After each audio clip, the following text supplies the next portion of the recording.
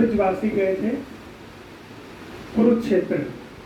शास्त्रों में ऐसा वर्णन है कि जो सूर्य ग्रहण पड़ता है उसमें जाना चाहिए कुरुक्षेत्र में, और सायवंतक नामक एक तीर्थ है जहाँ पर एक सरोवर है, उस सरोवर में नहाना चाहिए, और चंद्रग्रहण में गंगा जी में नहाना चाहिए। तो सूर्य ग्रहण जब पड़ा तो सारे के सारे ब्रजवासियों ने सुना कि कृष्ण द्वारका से आ रहे हैं और हम भी चलते, चलो कृष्ण से मिलेंगे। तो कृष्ण से मिले, और कृष्ण से मिले तो उसके बाद क्या, भगवान उन सबको लेकर के द्वारका चले गए थे, नंद महाराज, यशोदा, इन सबको। उनमें कुछ गोपियाँ भी थी, तो गोपियाँ थी तो उनमें गोपी थी, माधवी नाम की गोपी। उसने देखा कि इतना बड़ा वैभव, बड़ा विशाल, वे क्या कहते हैं महल राज, ये द्वारका के राजा है। तो ये माधवी क्या है, ब्रज में भी रहती थी, गोपी थी। तो जब इसका ब्याह हुआ तो उस समय क्या है कि बच्चों को छोटे समय में ब्याह कर देते थे, और जब बड़े थे तब गौना करा जाता था। तो ये जब छोटे थे तो इसकी माँ ने बोला कि तुम नंदगांव जा रही हो ब्याह करके, तो ये कराया था कि कभी भी कृष्ण की कथा मत सुनना। सारे ब्रजवासी पागल गए थे उसके बारे में कि कृष्ण ने आज ये किया, कृष्ण ने ये किया, बस उसके बारे में चर्चा करती। नंदगांव के पास में एक गाँव था जहाँ इसका मैके था। बचपन से उसको, छोटी बाल अवस्था से उसको यही सिखाया कि तुम ऐसा करना कि कभी भी कृष्ण के बारे में नहीं सुनना। तो उसने अपनी माँ की जो बातें हैं उसको माना। भाई बच्चों को जो आप हम सिखाएंगे वो बच्चे सीखते, क्योंकि बच्चे क्या हैं, बच्चे कच्चे घड़े की तरह होते हैं, बांधपन में जैसे आप उनको ढालेंगे वैसे ढल जाएंगे। तो जब वो बड़ी हुई, उसका गौना हुआ, उसके पति सुंदर नाम का जो है उसे लेने आया।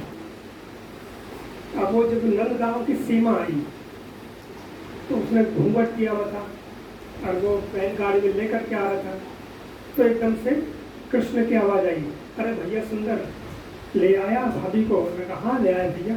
चल भाभी का मुंह तो दिखा दे, क्योंकि तेरे से कौन से कोई गोपी बची है, तू देख ले तू।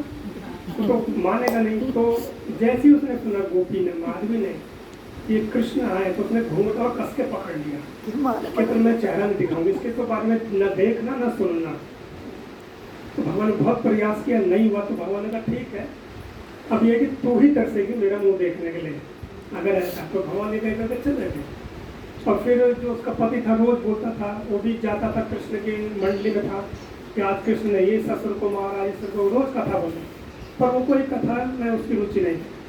तो जब सुंदर ने सोचा, देखा कि मेरी पत्नी की कोई रुचि नहीं है, तो उसने कथा कहना भी बंद कर दिया। ऐसे समय व्यतीत हुआ।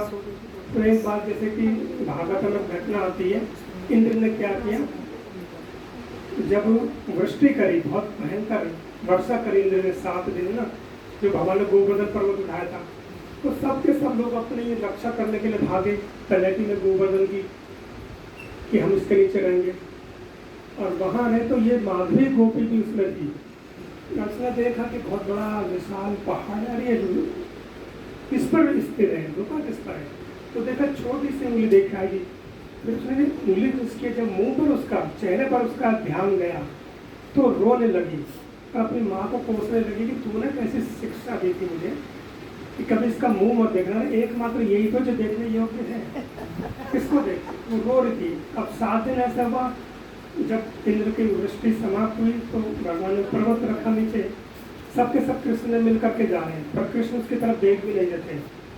सब चले गए तो एकांत में खड़ी थी। अब भगवान के चरणों में गिर गई कि मुझे क्षमा करना, मैंने आपको ऐसा कहा कि मैं कभी आपका मुंह नहीं मतलब दिखाना चाहती है, मैं देखना चाहती हूँ। तो भगवान ने कहा ठीक है, मैंने क्षमा किया, लेकिन यह कि जैसे और मेरी गोपी मेरे साथ रासलीला में रहती है, तू नहीं रहेगी, तू भले दूर से देखेगी मेरी रासलीला को। तो रोज देखती थी, रोती थी कि मैं, मेरा सौभाग्य ऐसा होता कि मैं भी रासलीला में प्रवेश करती। तो युग समय बीता, फिर वो द्वारका चले गए सबके सब। तो जब द्वारका में नंद महाराज ये सब रहते थे तो वो गोपी भी साथ में थी। अब उसने क्या सोचा मन में कि मैं कहाँ ब्रिज में गांव में रहती थी, हाँ, जैसे हम बड़े बड़े लोग कोठियों में मकान में जाते तो हम सोचते हैं कितना बड़ा विशाल मकान है, कितना धनी व्यक्ति। तो उसने भी ये सोचा कि कितना यहाँ की जो रानियाँ है कितने वैभव से रह रही है। ऐसा होता कि मैं भी कहीं की महारानी होती, और मेरे पास भी धन होता, मैं तो ग्वालिन हूँ, दूध ये सब बेचना मेरा काम है। तो भगवान का रोज वो देखती थी बस दूर से। तो द्वापर युग समाप्त हुआ और जब देह त्यागने का समय आया तो भगवान ने उसको कहा कि तू अपनी क्या है, उस समय तो मेरे धाम में रहेगी, लेकिन तुझे पृथ्वी में वापस जाना पड़ेगा। तो बड़ी दुखी हो गई कि प्रभु मैं आपका धाम छोड़ के जाऊंगी। भगवान ने कहा तेरे मन में कुछ इच्छा थी ना, तो मैं कहीं महारानी होती कहीं की, तो कलयुग में तुम मीरा के रूप में जाए। वो मीरा के रूप में आई फिर मेड़ता चित्तौड़ की महारानी बनी। तो जो भगवान के सानिध्य में रह, जब अगर मान लीजिए भौतिक इच्छा भी हमारे मन में आ जाए तो भगवत धाम से भी वापस आना पड़ेगा। क्यों? वहाँ पर भोग वाला